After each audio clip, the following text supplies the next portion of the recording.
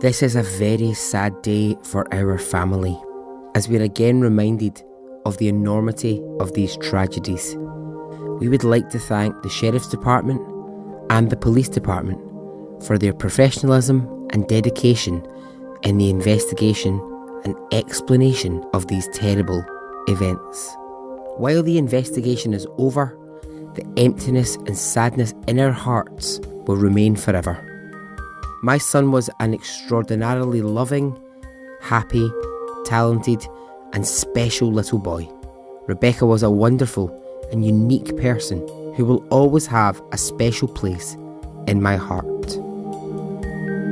Nothing will ever be the same for our families after these losses. We will try to rebuild our lives and honour the memories we carry with us. Welcome to the Extraordinary Stories podcast.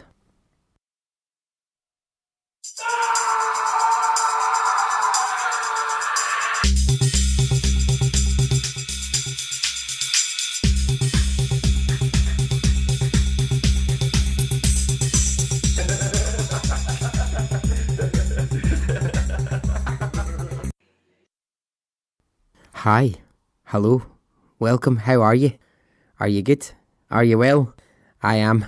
So I'll just start by saying lovely responses to last week's Small Stories episode about wrongful convictions and people who make mistakes.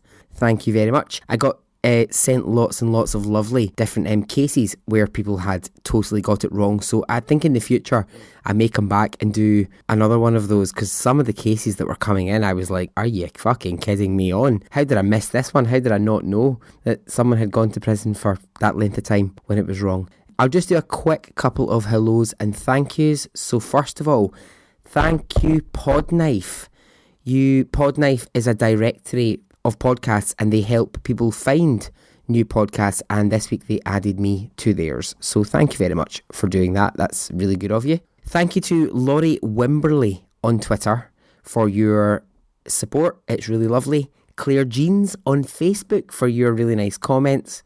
And to my new Patreon members, thank you very much. So, this week's story is an ongoing case which involves two horrible, horrible deaths. I'm just warning you of that now. Hopefully you'll enjoy it, but it's pretty brutal. Okay, let's go.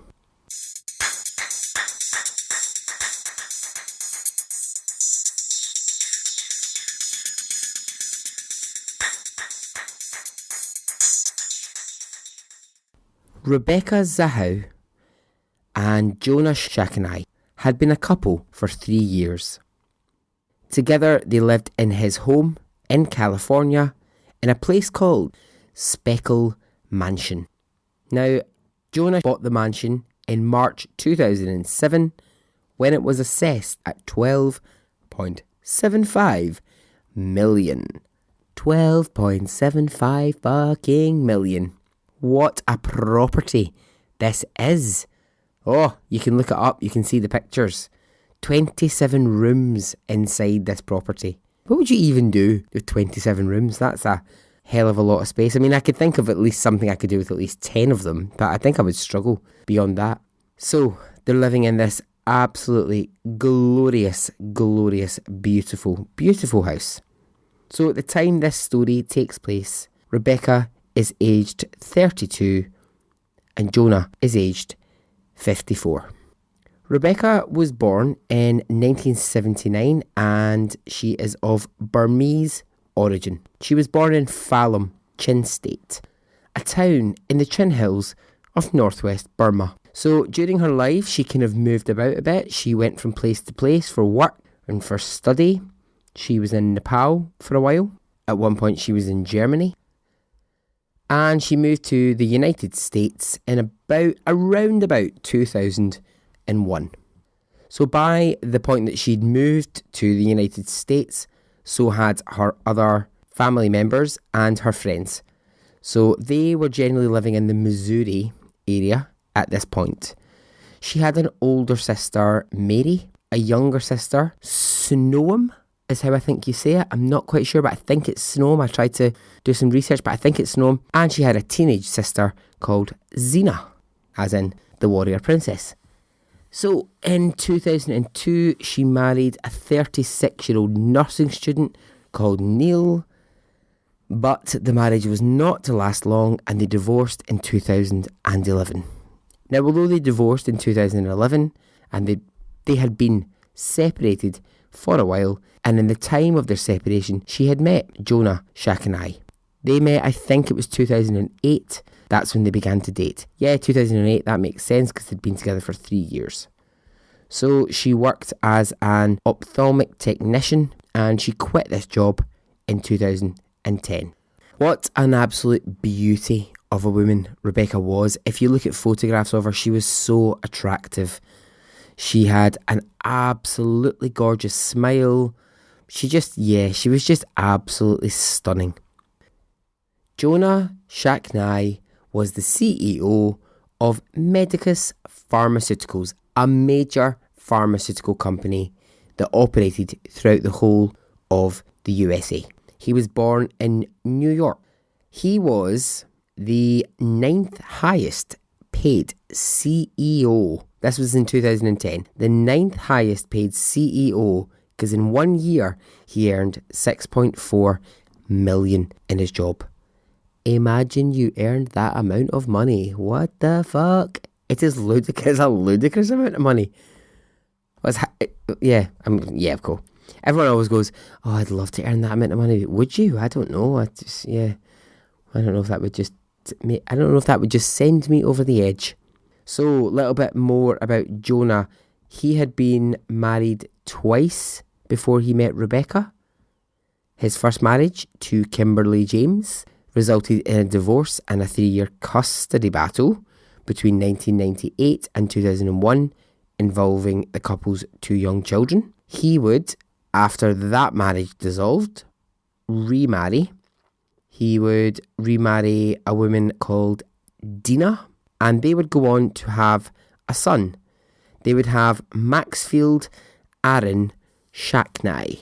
So, Dina was his second wife, the mother of Max, which was the name he went by. He didn't go by Maxfield. Maxfield, that's a bit of an odd one, but okay, Maxfield. He went by Max.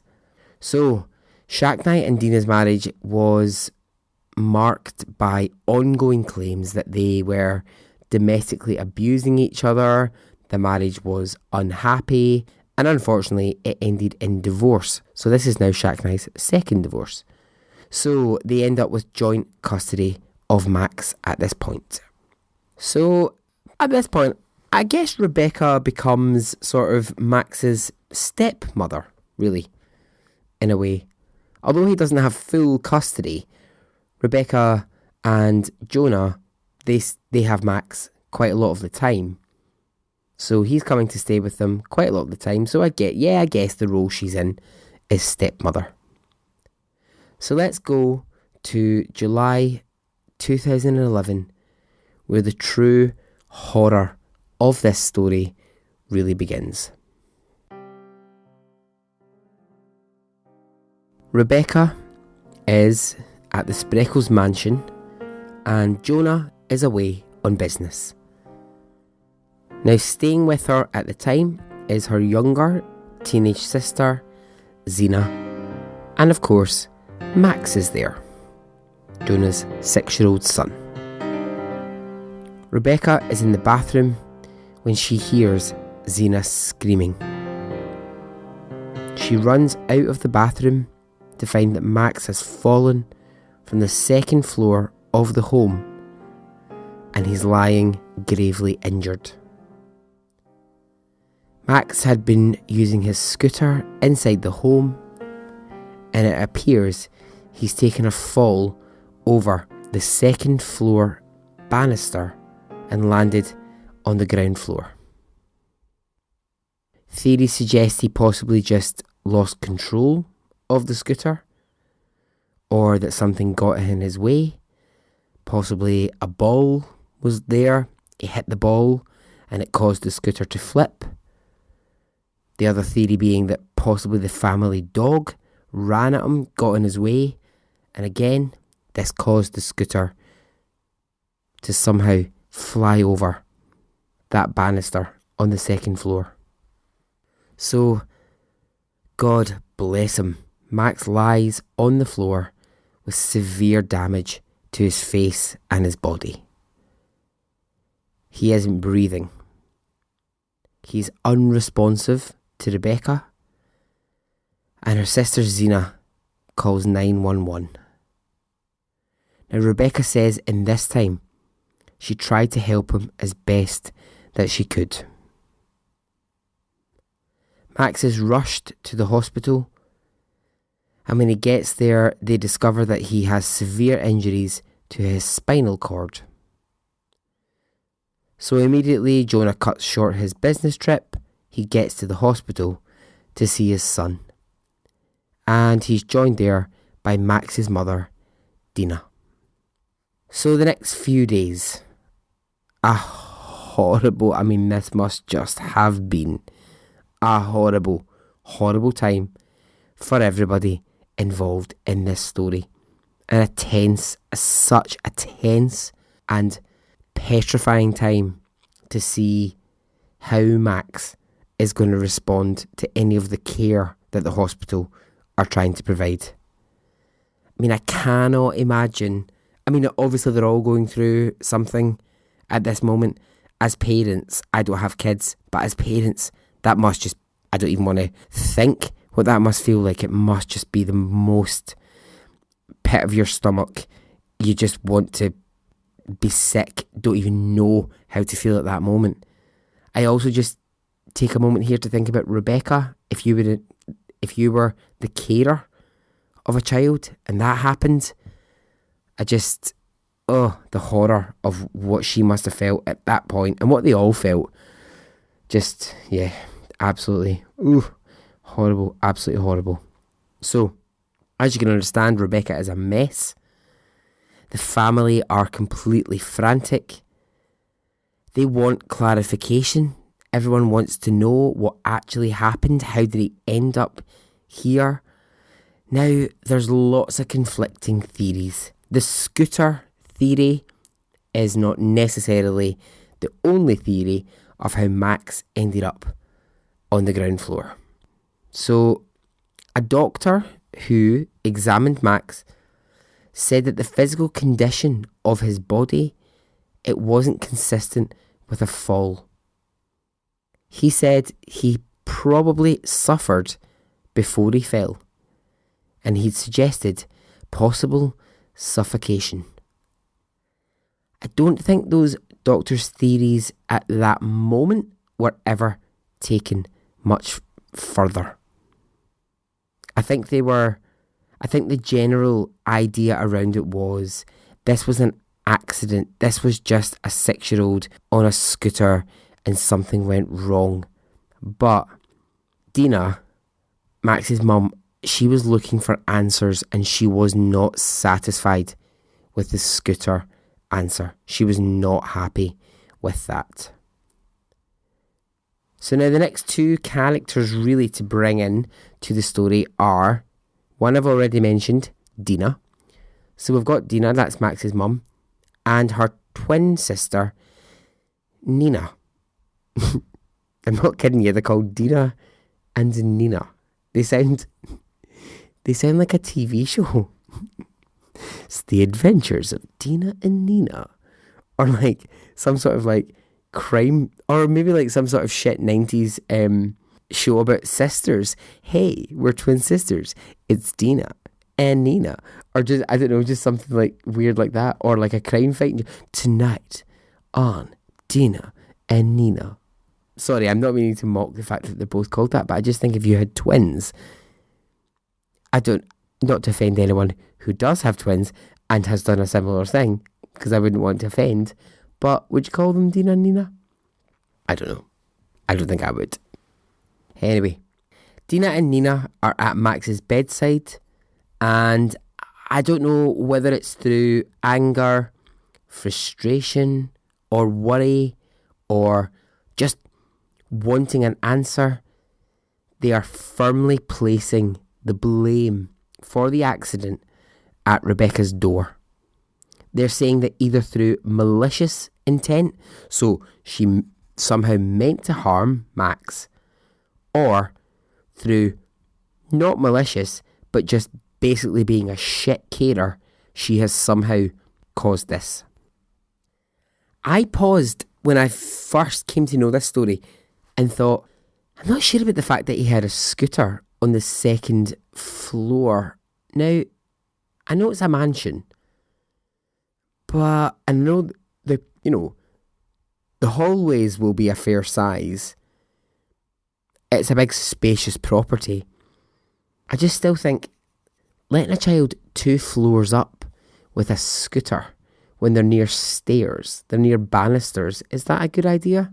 I don't think so. But I'm not blaming Rebecca here for that. It seems to me that's something that was allowed. And to me, I don't know, I just think, well, if it was my child, I wouldn't be allowing them with a scooter on the second floor. But then, I don't live in Spreckles Mansion, so I don't know, okay? So that's maybe that's the difference. So the other person to come into the story now is Max's uncle, Jonah's brother, and he is called Adam. Adam will become a major player in this story.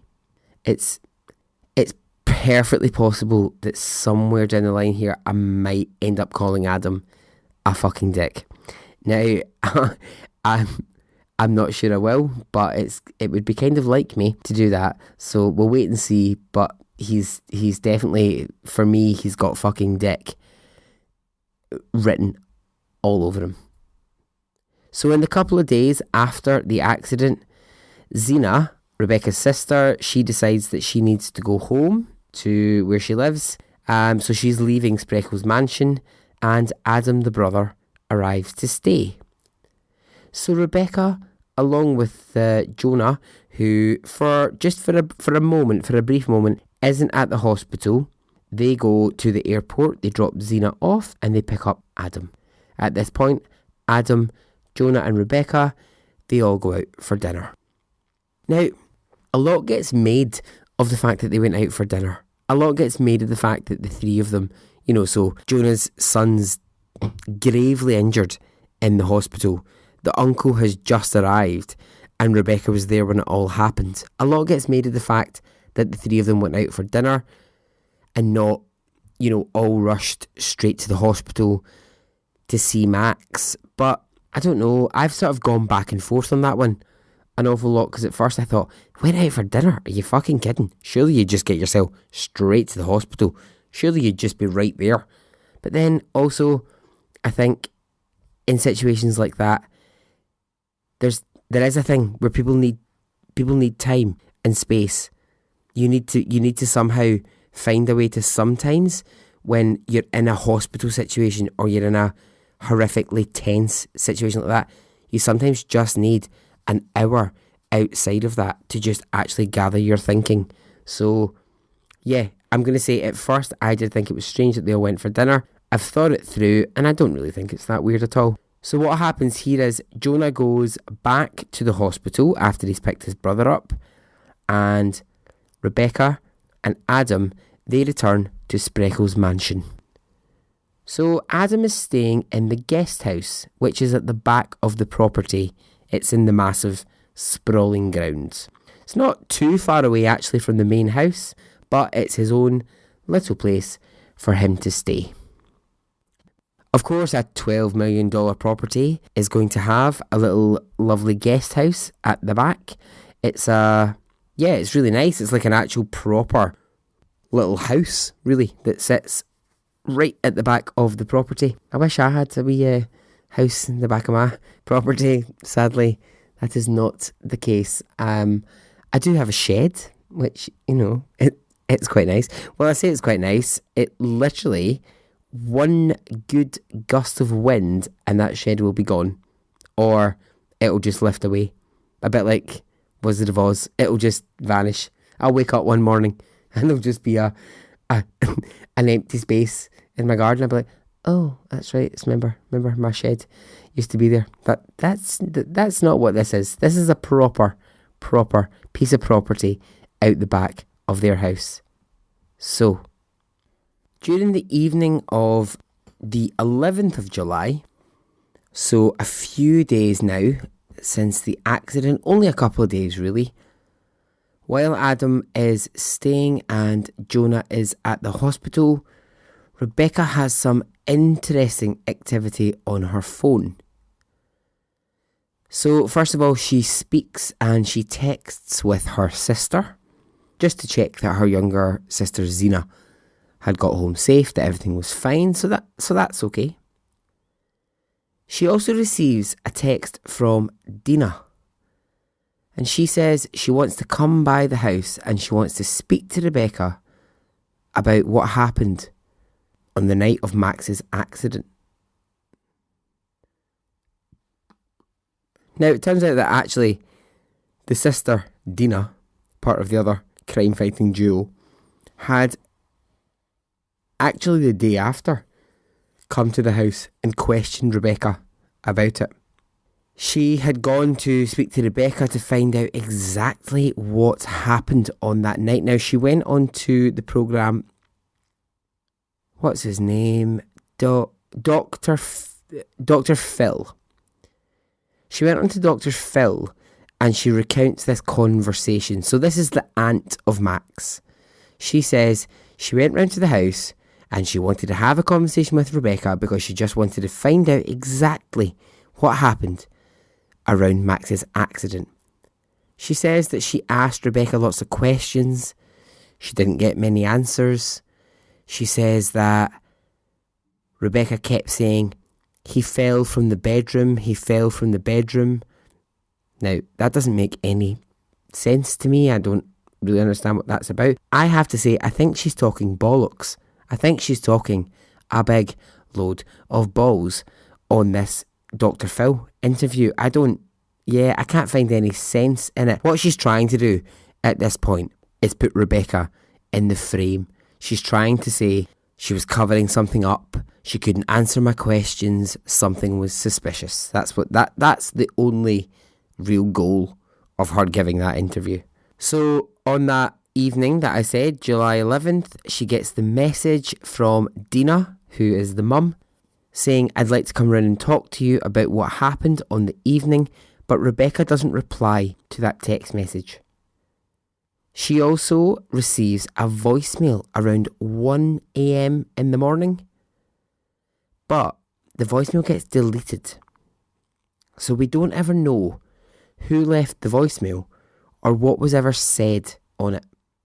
The best guess that anyone has is that it was a phone call from either Jonah or Dina or Nina to say that Max's condition was worsening and it was unlikely that he was going to survive the fall.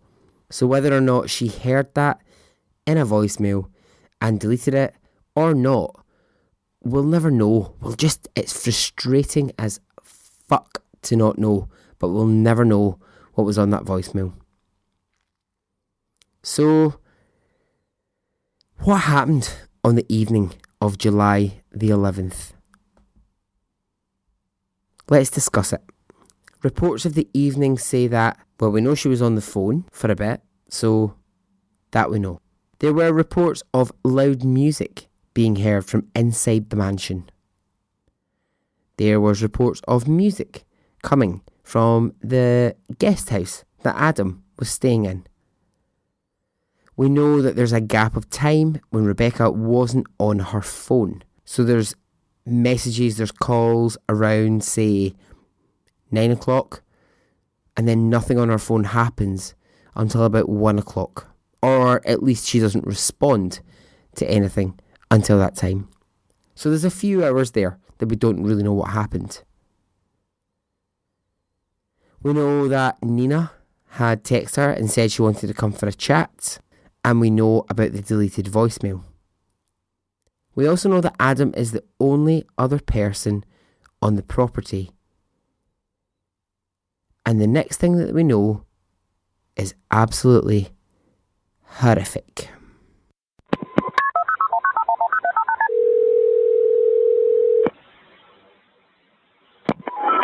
911 emergency, what are you reporting?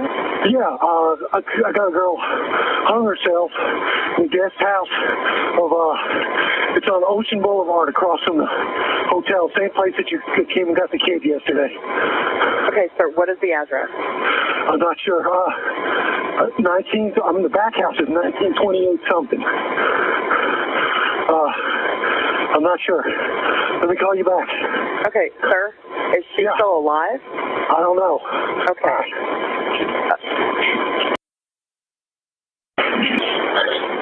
ESP, all right. She came here yesterday to pick up a little boy. Okay, sir, I wasn't working yesterday. I don't know what you're talking Check about. your records.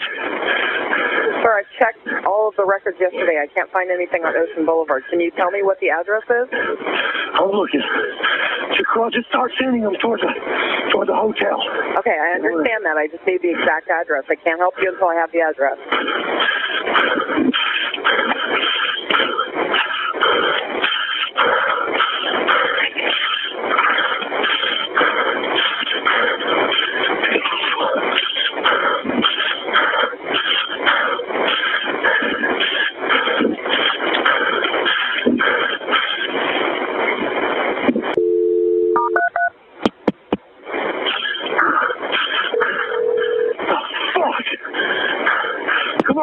Fire medical emergency? Coronado with a transfer. Go ahead, sir. Okay. That lady is hung herself. What's the address? 1043 Ocean Boulevard.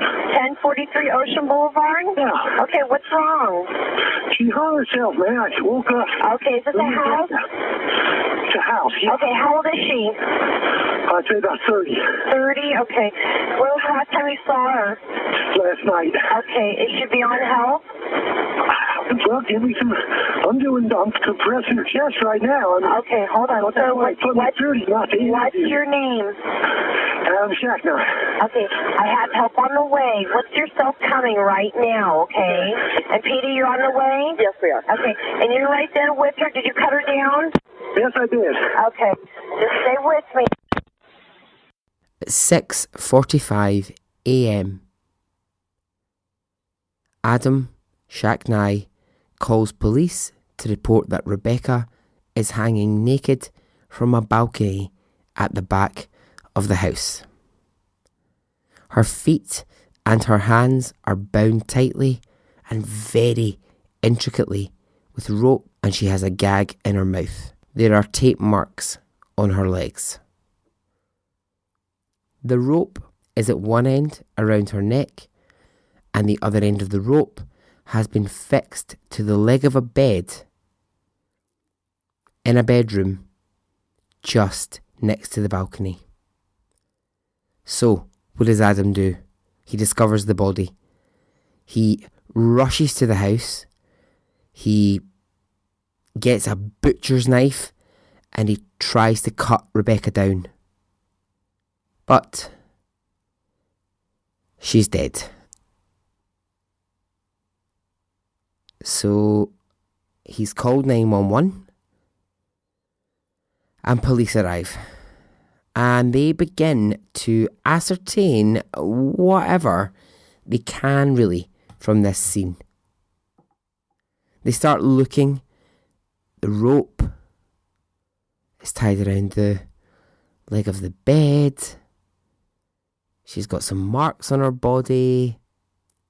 He was the only other person in the property. So the police are trying. They're trying very hard at this point to put together a picture of what might actually have happened here. What's actually happened. So Adam's next move is he sends his brother a text message that informs him of Rebecca's death. A text message. Are you having a fucking laugh? Who sends a text message if you have just discovered that your brother's partner is hanging dead from a balcony in the back of your property? You send a text message. Are you kidding? Talk about inappropriate level of communication. So that's That's a massive red flag for me straight away. Because I'm like, who sends a text message in that situation? That's not okay. That's not appropriate. So police are questioning, what are they looking at? Are they looking at a murder? What is this? What is this scene that's going on in this house? Obviously, in the background of all of this is you've just had the terrible incident with Max. And now Rebecca hanging from the balcony. So many questions about how did she get here? So first of all, of course, they turn to Adam. He was the one in the property who might know the most or be able to help them out. He was present on that night, but there's not enough for them to be able to actually accuse Adam of anything. They can't rule him out. They can't say, oh, we don't think you had anything to do with this. But neither can they say, we are directly implicating you in this. Police begin to wonder if this is possibly a revenge killing, maybe carried out by the Shacknai family. Did Adam do this? Did Jonah set this up out of revenge for his gravely injured child? Did Dina and Nina do this?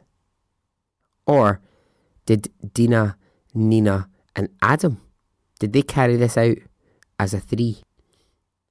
So one of the most popular initial theories is that Dina and Nina arrive at the property, they demand a conversation with Rebecca, and it becomes heated. And it results in Rebecca's death. Possibly a fight breaks out, and in that fight, Rebecca's injured. Now, what supports this theory is that upon examination of Rebecca's body, there are 4 wounds found on her head. So, to develop that theory, it's proposed that the fight has broken out and that Adam, who has nautical experience and knows how to tie some intricate ropes, has bound her after the fight, after the blows to the head, and that Dina and Nina have sat on the bed while the rope has been tied around the leg of the bed, and that Adam has taken her to the balcony, thrown her over the edge. That's, I think, one of the most disturbing images in the whole story of this. I think it's one of the most disturbing. I just think to imagine that possibly 3 people could have come together to cause the death of Rebecca and the really horrific, brutal death that it is. So the opposing theory to that, because there'll always be an opposing theory, which is good. The opposing theory is that she tied herself up and she jumped, and that the head injuries that we're talking about, they're actually just a result of the fall. So these are just theories, and I will circle back to these in just a minute. But these are all ideas, these are all theories. So while all of these theories are flying around and Rebecca's family are completely distraught, not knowing what to do, obviously Jonah is completely devastated to find that Rebecca's hanging off the balcony. The next thing that happens, it's just even more devastating. Max dies in the hospital. Max just could not fight the injuries that he had sustained. He dies from lack of oxygen to his brain, and the death certificate says brain damage as the cause of death. Ooh, horrible. Horrible, horrible. So everyone who was praying and hoping that he would hold on, and I'm sure Rebecca must have been praying and hoping that he would hold on, but unfortunately, no. So the police are now looking at 2 mysterious deaths. They're looking at Max, it looks accidental, and they're looking at Rebecca hanging off the balcony and wondering what the fuck has gone on there. So everything gets investigated. The crime scenes, the families, the circumstances between them, the relationships, it all gets investigated and unearthed. So after a few weeks of investigation, police come forward with the theory of what they think happened, and they say it was a suicide. Rebecca killed herself. She tied herself up in these ropes, and she was responsible for throwing herself off of the balcony. Rebecca's family are quite rightly very unhappy with this ruling. They believe truly, firmly, and with all of their being that something far more sinister happened that evening. Now, some of the clues which would point towards something more sinister are the following. As I mentioned, the blows to her head. 4 of them. Where did they come from? So they get experts in hangings, they get experts in forensics to come in and to look at this and say, actually, the way that she fell, she would have had to have jumped head first off of the balcony with her feet tied, obviously the bit around the leg of the bed. There's no way that she would have sustained those to the back of her head. So, immediately, something isn't sitting right. There were severe injuries to Rebecca's throat, far more severe than would have been caused by a rope. Next, I hate this one, she had mud all over her feet, but there was not one single bit of mud found in the house, on the balcony, or in the room in which she would have had to have tied these ropes around her. That one really stays with me. Why would there be mud on your feet, but no evidence of it anywhere else? Mud says to me, you've run away from someone. You have no shoes on. You have literally escaped something. I don't know.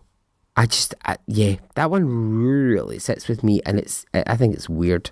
The other, this pops up as an odd thing as well. In the room in which she is supposed to have put the ropes on and prepared the jump, there's a message painted in black paint on a door inside the room, and the message says, "She saved him, can he save her?" Let's break that down. She saved him, can he save her? So she saved him. It's painted in just black paint. It's really kind of rudimental looking. It's just not. Yeah, it's just been kind of thrown there.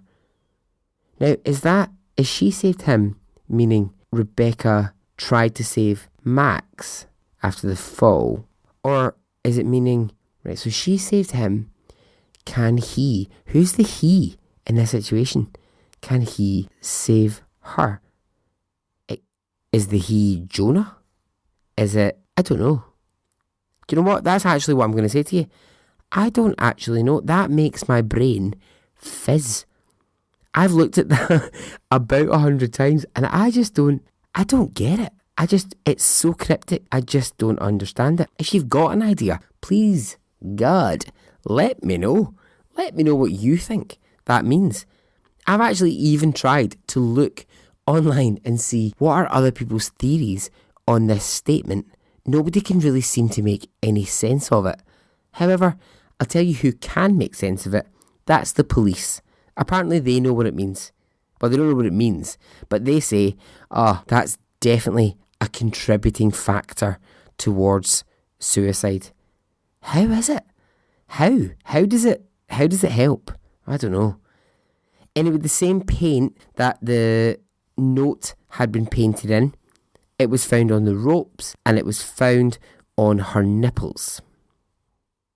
So, the next thing to be unearthed is big, and it cannot be denied as a vital part of this story. It's not a detail, it is absolutely vital to this story. When police took evidence from the house, they seized computers, phones, iPads, everything, anything that was lying around that might possibly help them figure out what the fuck happened, they took it. Now, it's discovered that in the hours before Rebecca's death, Adam Shacknai, in his little guest house in the back of the property, had been watching Asian bondage porn. He was watching porn where women were being tied up and made to perform sex. Now, what do you think about that? I certainly know what I think about that. So he's in his little house in the back, and there are so many videos that he watched. Police reported that, I think in entirety, he'd watched something like 4 hours of Asian bondage porn. Now, I mean, Asian porn, it's huge. It's absolutely massive. I think I read somewhere years ago that actually it's one of the biggest markets in the entire porn industry. But yeah, so they've discovered that he, not only does he have an extreme knowledge of how to do knots from his nautical training, this is also what he'd been watching on the night that his, would-be sister-in-law is found bound by ropes. So, as you can imagine, the coverage of the case becomes incredibly intense. Between the death of Max and the death of Rebecca, the Spreckles Mansion has become a very famous horror house at this point. So police come out and they say officially that they have decided that what happened to Rebecca was definitely a suicide. They say she tied herself up, she put herself over the balcony, and she forced herself to her own death. So Rebecca's family, they launch a $10 million lawsuit. They hire attorney Anne Bremner to represent them. Bremner expresses her, I like this woman, she's really good, she's just like straight to the point, she just says it like it is. She comes out and she says that this would be the first case in the history of the world where a woman has killed herself like this. The very face of it is fucking ridiculous. Good on you, Anne. Yes, it is.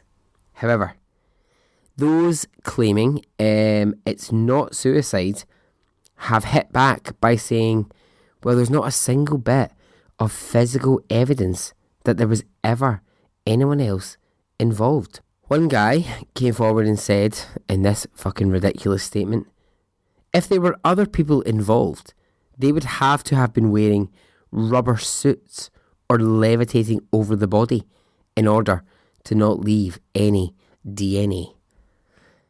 Yeah, that's just a stupid response. So I think the really obtuse, and I think this is one of these cases where you have to ask sometimes the just quite obtuse questions. You have to ask the big things. If this was suicide, why would you kill yourself like this? If she wanted to kill herself, why this? This is a public hanging. This is like some old, I'm not laughing at it, but it's some weird, old, ancient, like, revenge shit that gets carried out in a Quentin Tarantino film. Why would you, if you were so upset about the fact that you knew Max was not going to make it, you wouldn't kill yourself like this. I just don't believe that you would. I just don't think that you would. Oh, I've got such problems with the suicide angle. I really do. So, if we just go back a second to the Dina, Nina true crime couple, Dina, Nina and Adam theory, that they committed it all together. I really believed that for a while. I really thought that was the way. I was like, I've got this. It's definitely the three of them. They've plotted it together. They've done it. But CCTV footage has come forward which shows Dina and Nina were at the hospital, with Max around the time of Rebecca's death. So, very recently, very recently, only a few weeks ago, they have been cleared of all suspicion of Rebecca's death. So, it leaves only one man in the frame. Adam, of course. Now, no arrest has ever been made, but Rebecca's family are continuing to fight. They're continuing to blame Adam for Rebecca's death, and the police are continuing to investigate. Unfortunately, not the same thing has happened for Dina and Nina. They have decided that actually they're still not convinced that Rebecca didn't have something to do with Max's death. So they've hired private investigators. I mean, even though Rebecca's dead, I understand that. Okay, your child's died. You want to know everything about that. But they're not letting it go. They're not willing to accept that Rebecca didn't play a part in Max's death. So they hired private investigators and they have continued down the road of trying to prove that Rebecca was somehow responsible. So it's such a twisty and a turny one. Things that have come out a little bit later are that Rebecca's family pointed out something, and this is a wee bit odd. So there's police photographs of the balcony, and you can see the balcony, and you can see the rope that hangs down from it. There was actually, do you know what? This is fucking terrible. There was a neighbour that came out, and he actually took photographs of her body hanging from it. Yeah, and then like sold them to like, I don't know, some shit press or whatever. What a fucking dick. How would you do that? Why would you? Oh God, what a cunt. So he came out and he took these photographs. But anyway, that's not the ones I'm talking about. You can see these photographs of the balcony, and there's a rope hanging down. So police came out and they took photographs at the same time. Crime scene, you know, the bed, all that sort of stuff. But in some of the photographs, the rope is missing. So Rebecca's family questioned this, which I think is really right. They said at some points, why in that photograph is the rope there? And in a photograph you've taken 2 minutes later, why is there no rope? So that's another problem that's been thrown up. Why was there no consistency? It's been revealed that there was blood found on the inside of Rebecca's thighs, but the blood was never tested. So whose blood was it? Was it her own blood? Was it someone else's? We don't know, because that information's only just been released, but it turns out it was never tested in the first place. Rebecca's body never showed any signs of sexual abuse or that she had had sex recently. So, I mean, because there's a popular theory that Adam had forced Rebecca into the little house that he was staying in the back of the property, and that he had attempted to somehow rape her or somehow get into some sort of bondage play, and that she had run away, and that's why there would be mud on her feet, and in a rage he killed her and he staged her death. Again, it's just, with no signs of sex, there's just not enough to really properly arrest Adam on that theory. Other thoughts and theories that I was just reading out these actually today, and it is interesting. The sisters have been absolutely, Dina and Nina, they've been taken out of the case entirely. So it's just a case now of, well, no, actually we've learned they had nothing to do with it. But then, yeah, I was reading some stuff today, and it's the exact same thought I had. Well, just because they were at the hospital and they were seen on CCTV footage when she was killed, doesn't mean that they didn't have something to do with it. I mean, it doesn't mean that somebody in the family didn't have the powers to organise something, they didn't have to carry it out themselves. So the case is still being fought firmly by Rebecca's family, which I think is great. I want Rebecca's family to get answers. I don't know that they will. And not to go down the whole road that I've been down a million times.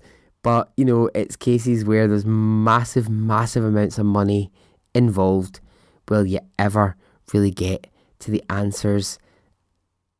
I don't know. It feels strange to me that Jonah disappears from the narrative. He just kind of vanishes out of the story. He's lost his son and his partner in the space of a few days. And he is the one that said, nothing will ever be the same for our families after these losses. We will try to rebuild our lives and honour the memories we carry with us. And so that ends the story of Rebecca Sahau.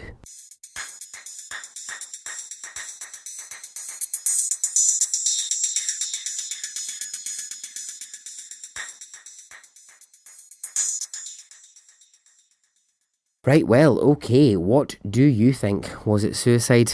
Was it murder? What happened in this mess? I don't know. But I hope that you enjoyed that story. It's one that I heard years ago, and I thought, yeah, I really find that such an interesting story. I think it's the publicness of it. I think it's the fact that she was hung over that balcony, either as suicide, doubtful, or as murder. It's a very public statement for someone to die in that way, and I just find that really interesting about the story. So if you want to get in touch, you can. There is Twitter if you want to get me there. It's at Extra Stories Pod. Instagram and Facebook, I'm there as well. It's Extraordinary Stories Podcast. Now, here's what I was going to ask you. I am looking for a couple of listeners to send me their emails. I just want to ask a couple of questions. So there's a kind of weird thing that happens when you're like independently podcasting, which is you sort of work a little bit in a vacuum, which I know lots and lots of people in the world work in a vacuum in their job. So I'm now nearly, I'm about to reach about 20 episodes, and I'm kind of just working in this wee vacuum. And I think sometimes I can hear certain things in the podcast that I think, oh, I'm not quite sure about that or whatever. And I just, you know what it is? I just want 2 or 3 people to just answer a couple of questions. And a couple of questions is all that it would be. I'm not talking here about trying to get emails to sign you up to some shit newsletter, because that's not my style. Also, I've not got time to write a newsletter. Also, we all get 4 million emails a day, and we don't have time to even just keep up with the emails that we get. That's not what I'm asking. I'm just meaning that if you have a spare 10 minutes in your life, send me your email, and I'd like to just ask a couple of questions and just get a wee bit of feedback about a couple of things. If you could do it, that would be absolutely ace. If not, don't worry about it. As always, as I say, if you haven't been on and left me an iTunes review, if you could do that, that would be fantastic. Thank you very much. Now, there has been quite a lot of interest about the time when I mentioned my neighbour who randomly wandered into my garden. So I'm just going to give you a little bit of an update. So, last Friday night, I was heading out, going to meet a couple of friends, and I was running a bit late, so I phoned a taxi. So, taxi arrives at my house, and I get into the taxi. I'm telling the taxi driver where I want to go. He's slowly pulling away from my house, and the next thing you know, the door of the taxi starts getting yanked. And it's the crazy neighbour. So she's trying to get in to the fucking moving taxi that I'm in, right? Now, I'm just going to quantify this and say, I don't know this woman. I don't know her. I don't even know her real name. I call her Annie. in my head. I don't know why. She looks to me like she might be someone called Annie. I could be making that up. But, yeah. Well, I am making it up. But I think she's called, to me, she's an Annie. Anyway, here's Annie.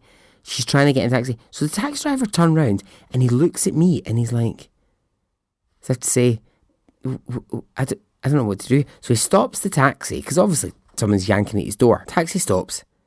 She opens the door and she's like, where are you going? I need a lift.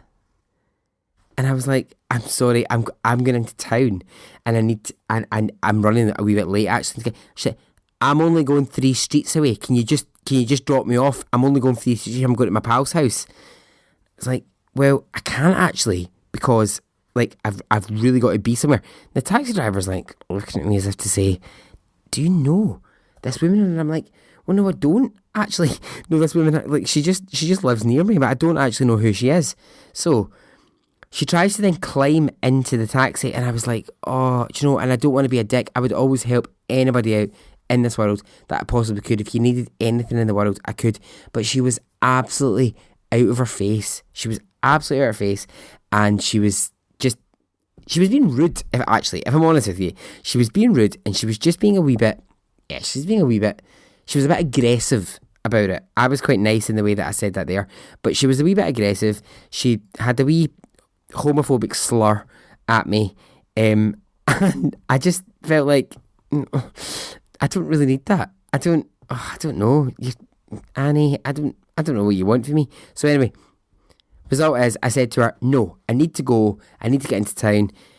Close the door, and as I speed down the street, she's like sticking the fingers up at me. She's like giving the V's, and she's like again, shouting at me. So things like that kind of play on my mind sometimes, because I just worry about them and I think, did I do the right thing? Was that the right thing? And whatever. Anyway, I see her the following day. It's maybe 2 o'clock in the afternoon. I'm in a wee shop just round the corner from where we both live, and I see her in the shop, right? She's in the queue. She turns around, she looks at me. Not a moment of recognition in her face. Couldn't remember. Not a clue who I am. She looks at me blankly, as if she's like literally, she's never seen me in her life. Doesn't know who I am. Doesn't care. Which is fine with me. I'm not asking for any kind of relationship with Annie. But yeah, just thought I'd update you on Annie antics. So yeah, so that's really it from me. Thank you so much, as always, for listening. Get in touch. Let me know your thoughts. Thank you. Okay, goodbye.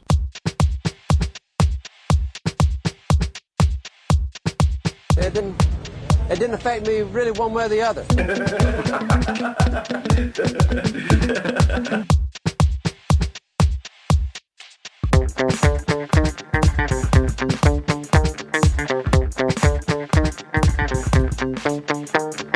I would imagine from the look on his face, let's get it on, let's do it, let's get it over.